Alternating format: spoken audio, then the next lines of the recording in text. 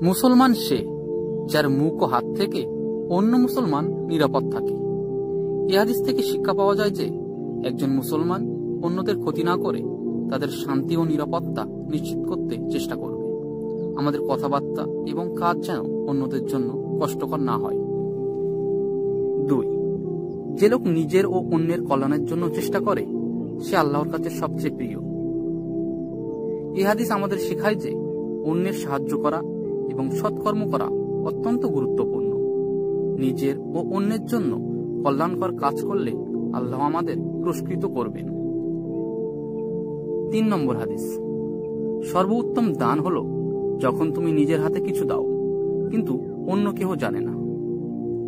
এই হাদিস আমাদের শিক্ষা দেয় আমাদেরকে পরোপকার এবং দান করার সময় গোপনীয়তার গুরুত্ব বোঝায়। যে দান আল্লাহর সন্তুষ্টির জন্য গোপনে করা হয় তা সবচেয়ে উত্তম। 4 নম্বর হাদিস, যে নিজে খাবে এবং তার প্রতিবেশী ক্ষুধার্ত থাকে সে প্রকৃত মুসলমান নয়।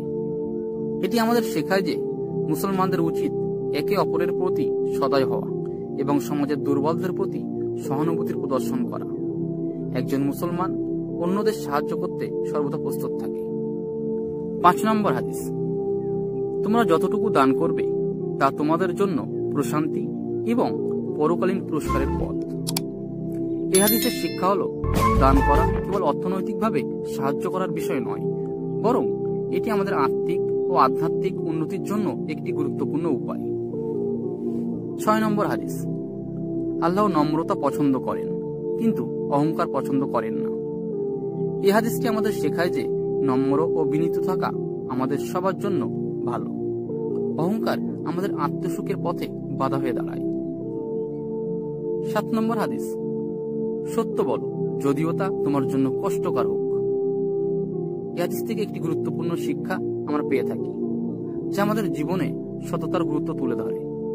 সত্য বলা যদিও তা আমাদের জন্য কষ্টকর হতে পারে, তবে তা আমাদের কল্যাণের জন্য সবচেয়ে উত্তম। 8 নম্বর হাদিস, ইসলাম শান্তির ধর্ম এবং শান্তি ইসলামের মৌলিক উপাদান।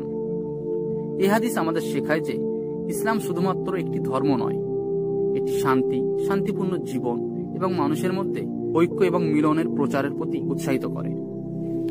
9 নম্বর হাদিস, তোমরা যা কিছু করবে তাতে আল্লাহর সাহায্য কামনা করো এবং তোমার জন্য সৎ নিয়ত রাখো।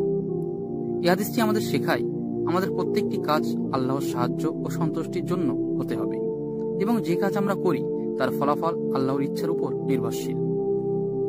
10 নম্বর হাদিস, তোমরা যদি আল্লাহর জন্য ক্ষমা না করো তবে আল্লাহ তোমাদেরকে ক্ষমা করবেন না।